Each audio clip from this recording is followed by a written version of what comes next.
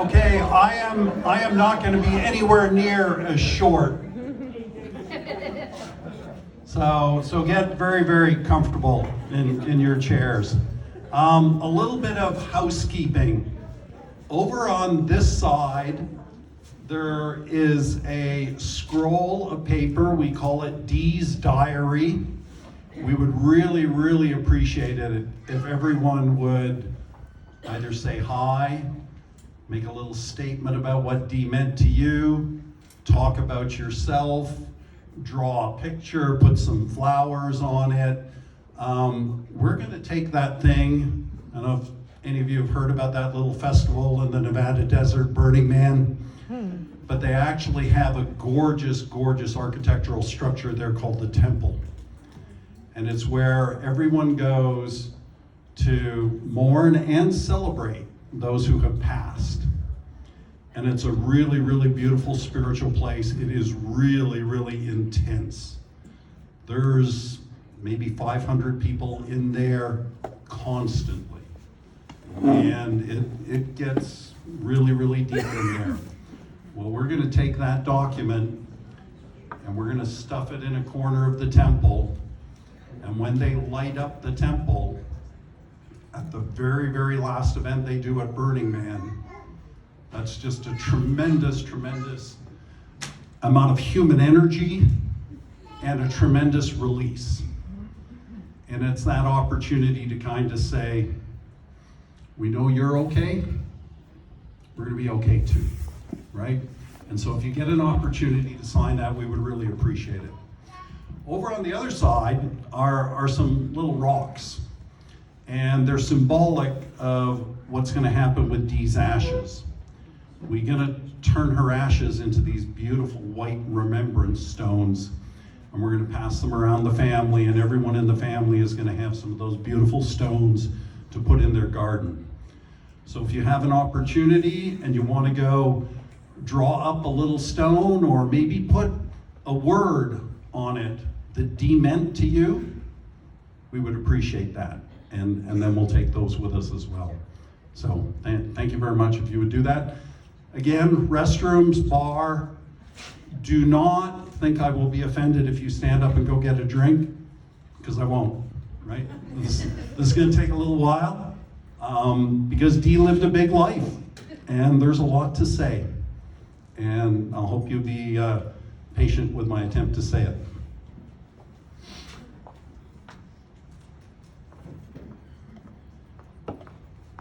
You see the theme for the evening, right? Everyone's wearing the shirts. Be a Dee. We're going to talk about what that means. I'm going to tell some stories, but I'm also going to get a little preachy. Dee said I could. So that means you got to listen to it, right? Everyone knows her politics. I hope I don't offend, but we're going to talk a little bit about her politics, because that's part of it. Right? Kiki mentioned it. Dee's an activist. What does that mean? She actively worked all of her life to make life better for others. Not about herself, about other people. Where did that come from? Dee was 25 years old in the mid-60s. JFK had just become president, the first Catholic president that the United States ever had. People went nuts. Are you kidding me? We're going to have a Catholic president? The Pope is going to be running the United States, right? It was the time of feminism, liberalism, activism. It was the start of all of the isms that we know, was that time frame. The times, they are a-changin'. Bob Dylan, right? It was a different time. John Fitzgerald Kennedy, President of the United States, in his inaugural address said, "Ask not what your country can do for you, but what you can do for your country." Dee heard that. right?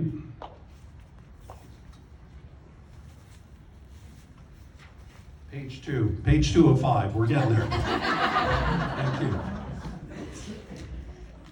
You're good, babe. We'll see.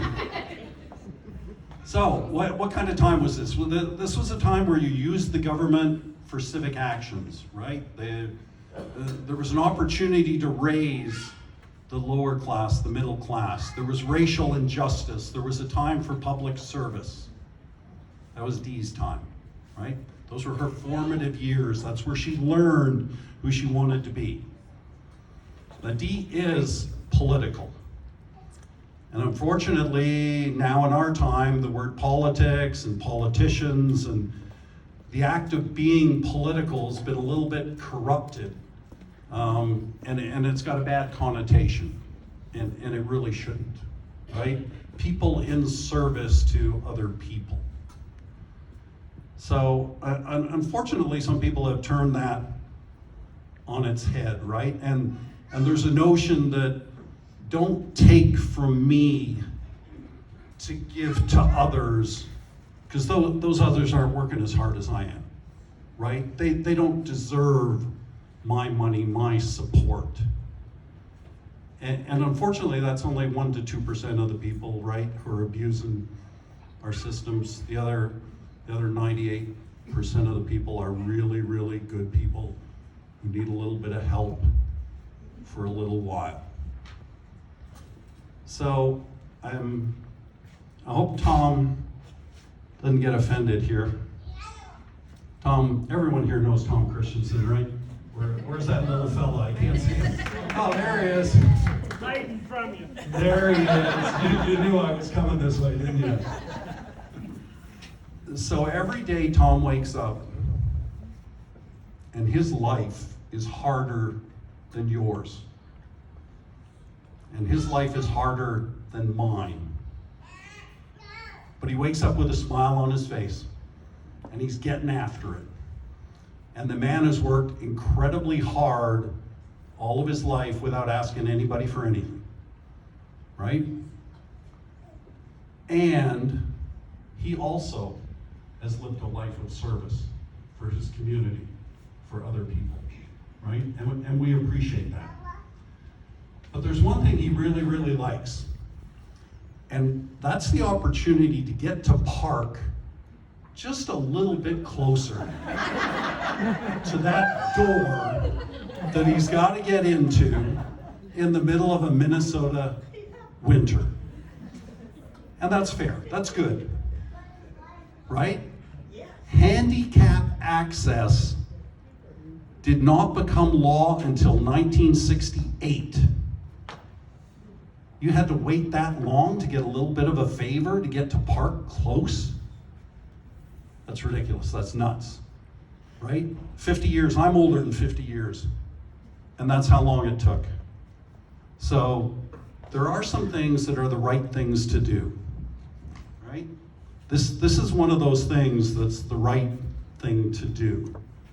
And it takes change, and it takes people who are politically active to do that. Change is hard, but change can be the right thing to do. So Dee Ann is political. Every day she worked really, really hard to metaphorically hand out little blue placards to all the people she met who are a little less fortunate than her. She worked her whole life doing that. She's also the embodiment of this statement, think globally, but work locally, right? Because it looks kind of daunting when you're trying to save the world and it's that big. And how do you go about doing it? Well, you take it one bite at a time, right? And so that's what she did, not for herself, always working for others. Dee championed a women's right to reproductive choice for other women. Dee wasn't about to get an abortion, despite Jerry's best efforts there. Right?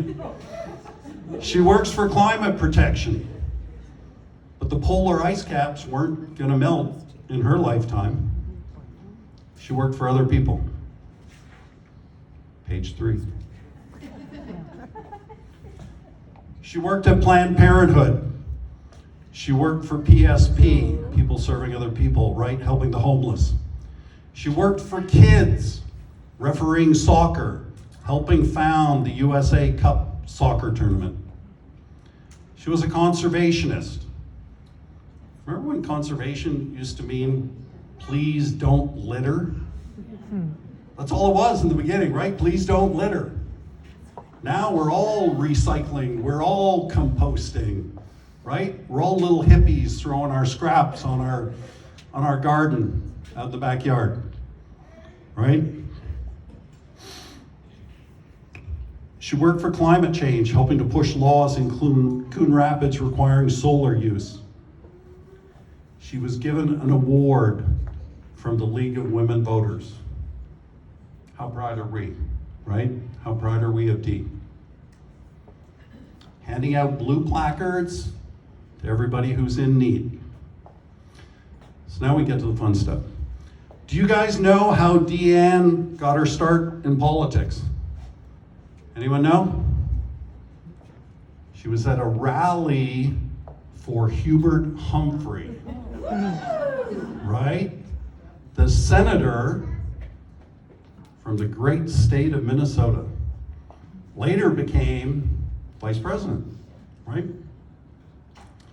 Do you know that Senator Humphrey signed Dee Ann's breast? Hey? Senator Humphrey signed her breast.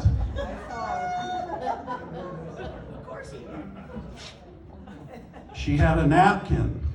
She asked Senator Humphrey to sign the napkin. She had no pockets. She put the napkin in her bra. She went home.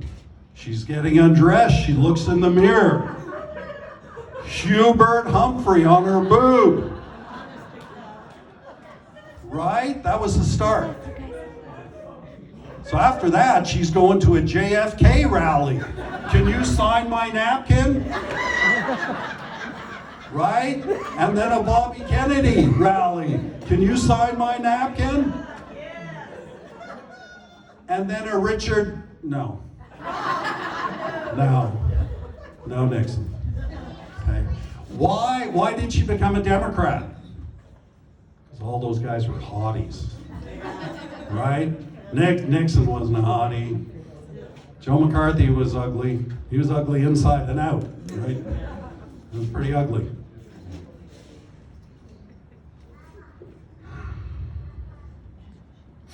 Let me tell you a little bit about Dee's sense of humor. So, my favorite sister, Brett, and my favorite sister, Kiki, and Shara, they're always talking to their dad and to their mom, asking them, who's your favorite? It's me. Who's your favorite is a big thing, right? So we're in the Mercy Hospital ICU room. Dee's just chilling, right? She's got a fentanyl drip in her arm. She's watching the World Cup soccer, right? Ronaldo's on TV. That's her boy crush, right? Sorry, Jerry. Ronaldo's on TV. It's amazing. She's happy. So Kiki goes up to her bedside. Mom, am I your favorite? No reply. Mom, am I your favorite? No reply. So I get up and I walk up to the other side of the bed. Dee Ann, I'm your favorite, aren't I? And she's laying there in that bed, and she barely looks over at Kiki. And she looks over at me and nods her head. I am the favorite, right? Yeah, you were there, Kiki. You know who it is. He later got the bird too. Just ruined the next joke. So the next day, right? The next day, the physical therapy staff is coming in, and we're like thrilled. This is friggin' amazing. She's been in the bed for 6, 7, 8 days and no movement, and physical therapy's gonna come in, and they're gonna try and get her to move and get her to sit up. And we're pretty thrilled. So I don't know why nurses always yell at patients, right? Hi, Dee, can you hear me? Right, when they come in? Dee nods. Dee Ann, would you like to do some physical therapy? Dee nods, yeah. Would you like to try to sit up? Dee nods. So it takes them 10 minutes to move all those hoses out of the way and, readjust the sheets and get the gown just right. And they start putting her up in the bed, and then 2 people let go of her arms. And it's just the one person behind supporting her. And we're going crazy, right? We're just going nuts, right? And then her toes get down on the floor, and the person behind gets her into the sitting position and says, now you need to hold yourself up. Can you do that? And the person in back gets off, and she's just sitting there by herself. And I'm going friggin' crazy. Dee Ann! Yeah, girl, way to go, baby! That is fantastic! You are sitting! And she looks at me. Do not patronize me, my favorite son. Right? She's sick as can be, and she's still funnier than heck. Right? So, Dee Ann believes in walking her talk, right? She doesn't just say it, she does it. So, when we need to reduce carbon, we should be driving electric vehicles. So Dee bought an electric vehicle, and she wrecked it.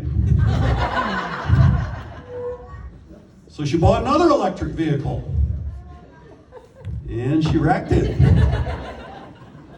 So now we're working on her third electric vehicle, right? And because the third one, she, kind of run out of money now, right? Insurance not paying for all of that. So she gets the smallest battery she can.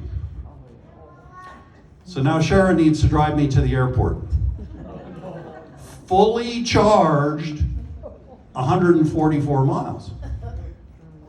Airport's only 44 miles away. 88 miles there and back. Shouldn't be a problem. But it is a balmy 8 p.m. Minnesota evening of 0 degrees. We get in that car, we turn the car seats up to high, we turn the heater up to 80, we turn the fan on. My hair is blowing all over the friggin' place. Got the hand wheel, right, all heated up. Stuff's great. We back out of the garage. We lost 2 miles. We get about a quarter way down the block. We've lost 5 miles. We get down to the traffic light. We're down to 122 miles. We've gone nowhere. So what do? We call Bob. Bob knows stuff like this, right? So, very technical. Bob, what's going on with Mom's car? Did you charge it all the way up? Yeah, we charged it all the way up. Do you have the heat on? Yeah. Ah, that's your problem. What? Yeah, you got to turn all that stuff off. Everything. We're in Minnesota, right? So, Henry, like, how long have we been making cars? 100 years? Henry, we must be on like Henry Ford the 18th or something now, right? And you still can't make a car that you can put the heat on in Minnesota? So we were a little disappointed. But now we kind of try and tie this together. We're getting close to the last page. You'll be happy. No, keep going. So Dee Ann is a pioneer. And sometimes, if you're a pioneer, you just got to put a couple extra coats on, right? If you're cold, you just put a couple more coats on. And you get in your EV, and you go do your business for other people. Some days, saving the world is a little bit easier, right? You can tool around Coon Rapids, and the EV gets you everywhere you want to go, and you're handing out blue placards to all the people you're trying to help in life. And some days you got to just suck it up and put your extra coats on, because it's good for the planet. And you do what you got to do.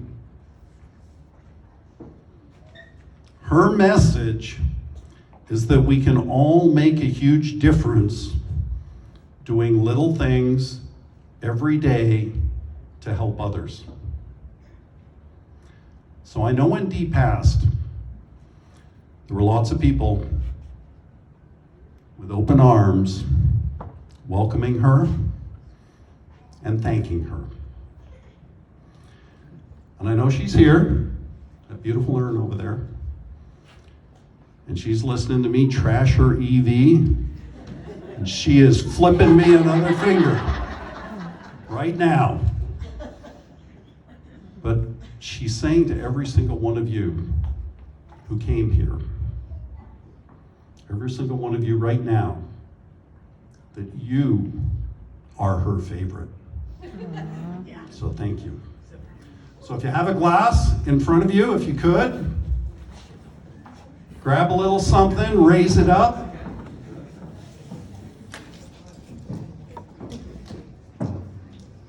Because we all have a job to do, right? We have to save the world. It takes a lot of people to save the world, right? Be a D, okay? Let's be a D.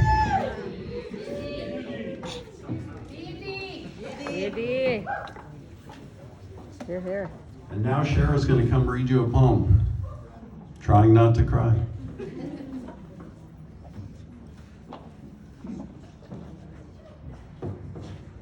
Just so you guys know, Stephanie sent me this letter, and I think I cried the whole way through it, so I'll try to not cry, but if I do cry, I know you guys all forgive me. So,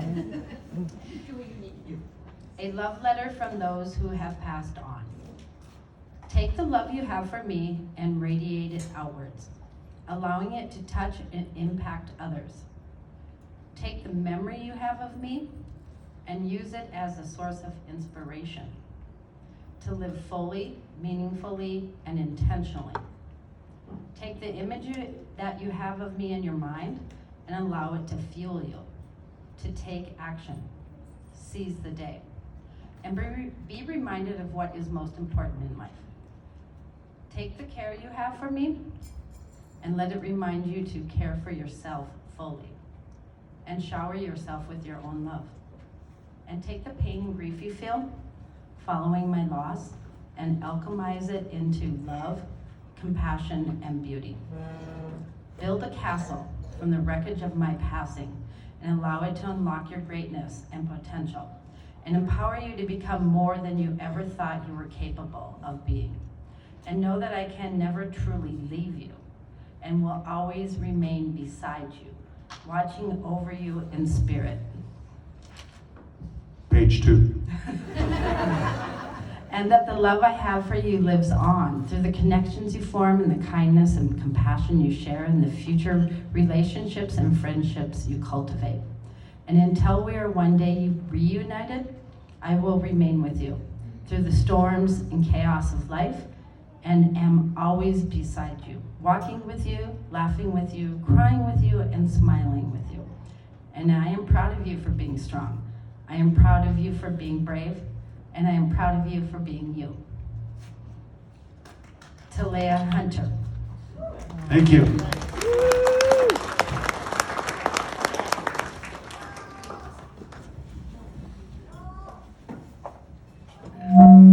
Whoa.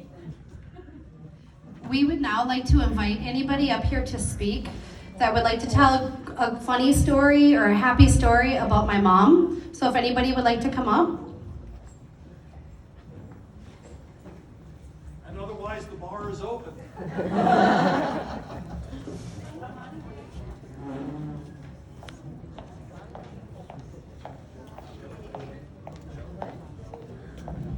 Dee corrected our grammar our entire childhood. When we said we're, it was we are. That was Dee, so love me some Dee.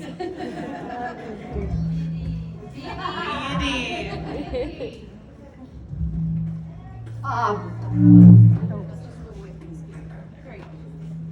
Dee Ann was my sparring partner for about 30 years.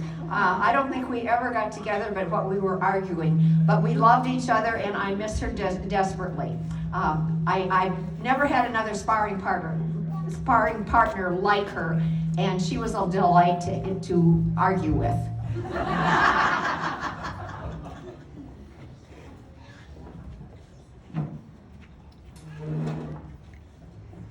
Anyone else like to come up and speak?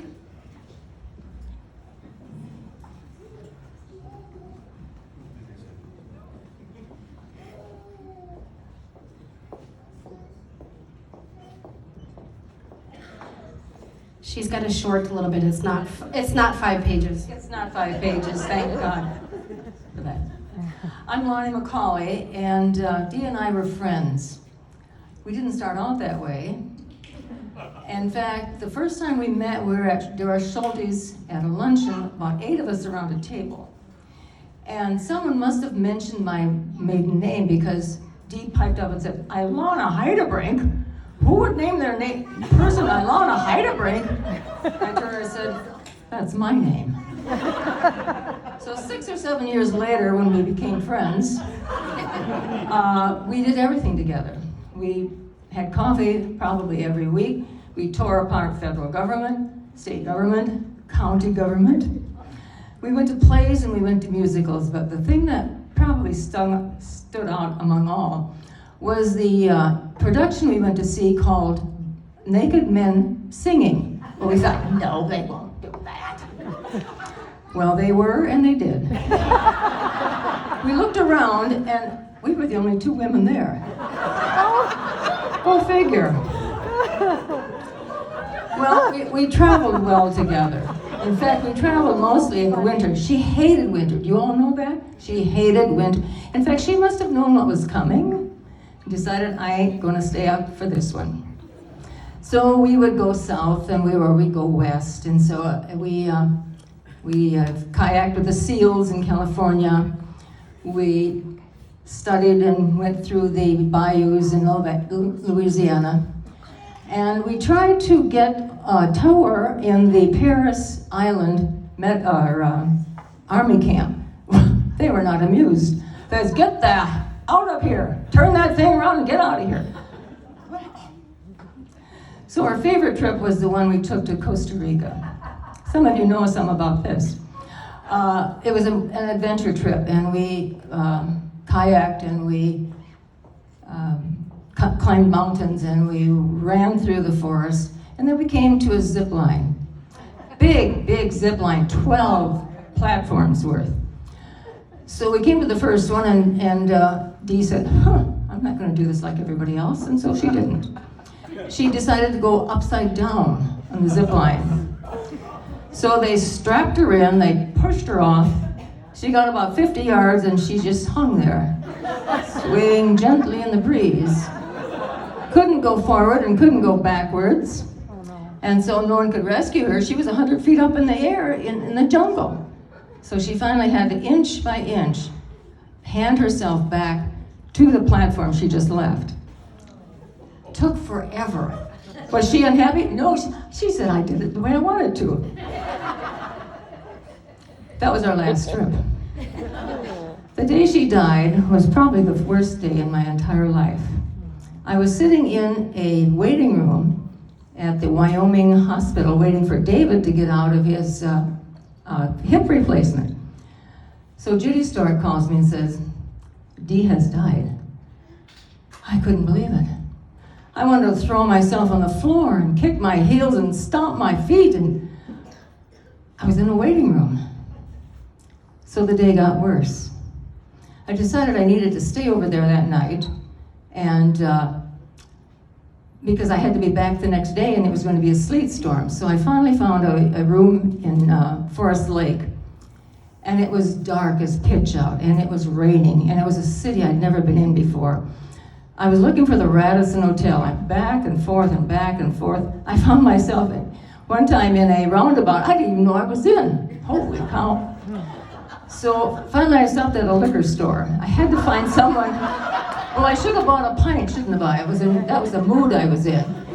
But there were several people in there, and they finally said, okay, we're gonna lead you there. And so they did. I checked into the hotel, and I said, do you have any food around? They said, well, yeah, we have a vending machine.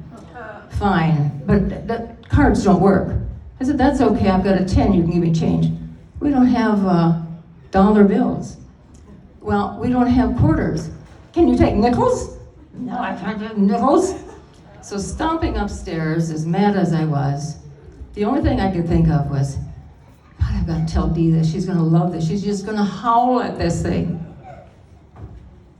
Dee Christensen, how could you leave us this way?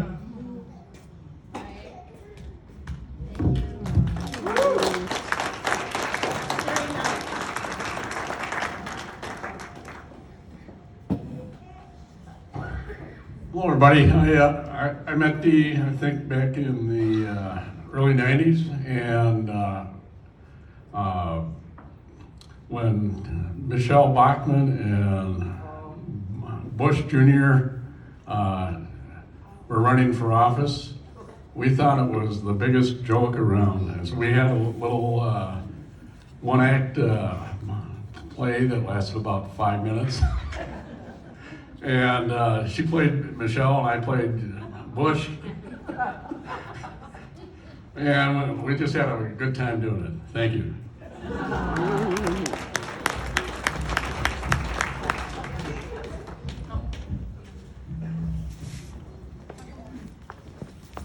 So I'm Gretchen Sable with League of Women Voters, and I just wanted to acknowledge the role that Dee Ann played in our League of Women Voters. So we're the league that serves Coon Rapids and other parts of Anoka County.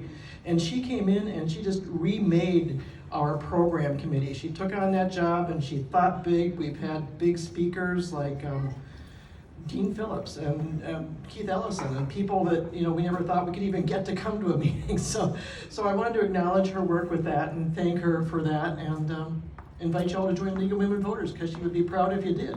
Men can too. So.